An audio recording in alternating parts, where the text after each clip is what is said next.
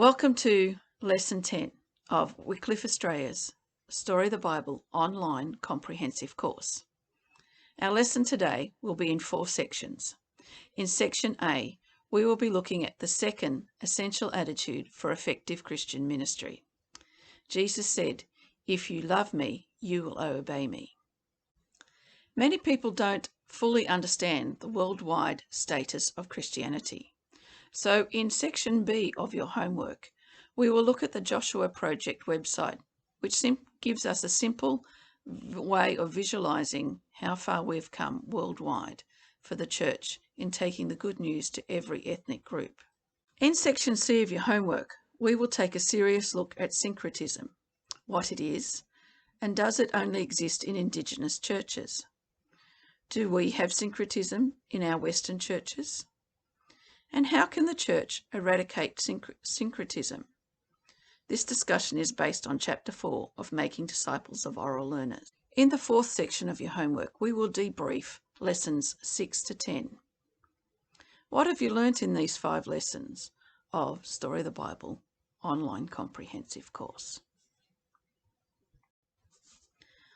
The second essential attitude for effective Christian ministry is called obedience beyond understanding.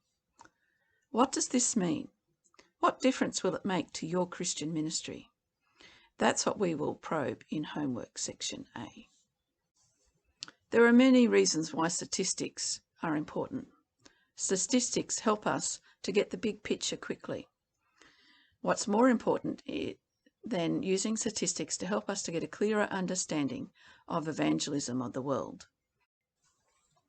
In Matthew 24:14, Jesus said, "The good news is about the kingdom being preached throughout the whole world, so that all nations, ethnic groups will hear it, and then the end will come."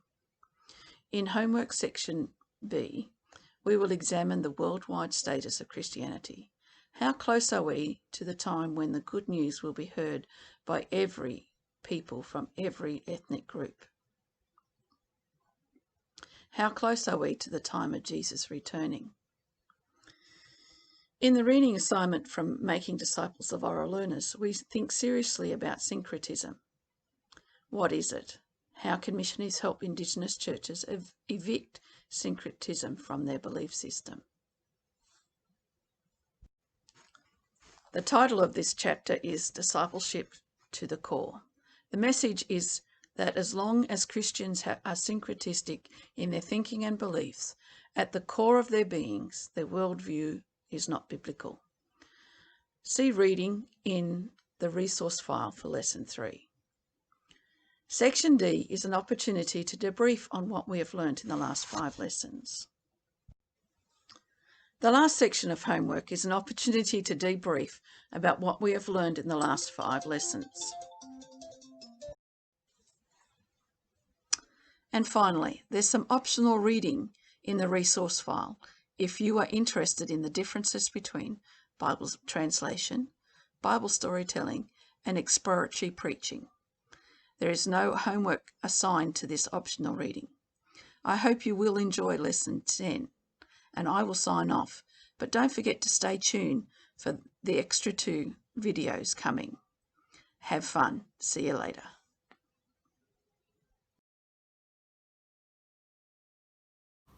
Did you know that a facilitator is the very best teacher?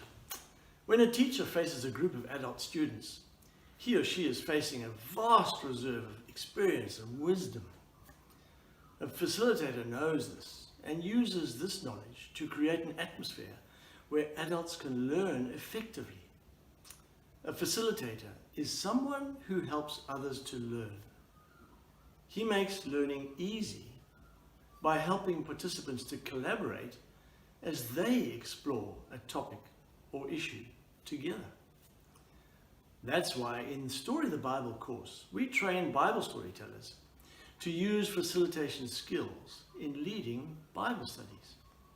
This also helps to make a Bible study non-threatening to people who have limited Bible knowledge and people who are not yet believers. The art of facilitation is built on a number of biblical principles. Number 1, People are made in the image of God, with the God-given ability to think. Number 2, each person's thoughts and opinions are valid and meaningful to the owner. Number 3, the Holy Spirit speaks to and through all people. Number 4, through their life experience, people have valuable God-given wisdom. Number 5, God has chosen to make Christians His representatives on earth. The facilitator understands and promotes the priesthood of all believers. Now, see your resource file for the art of facilitation.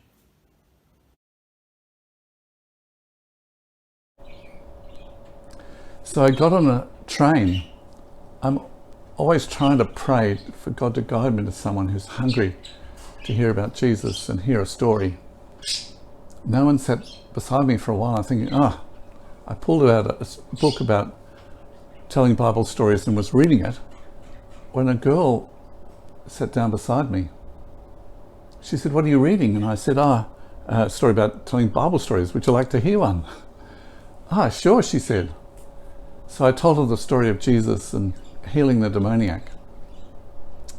She said, "My husband and I, we've studied in the UK, got our qualifications, got well established in our work, we've got a home and 2 kids, and now we're asking the big questions of what is the meaning of life? I need to learn more about this. It's lucky you sat beside me."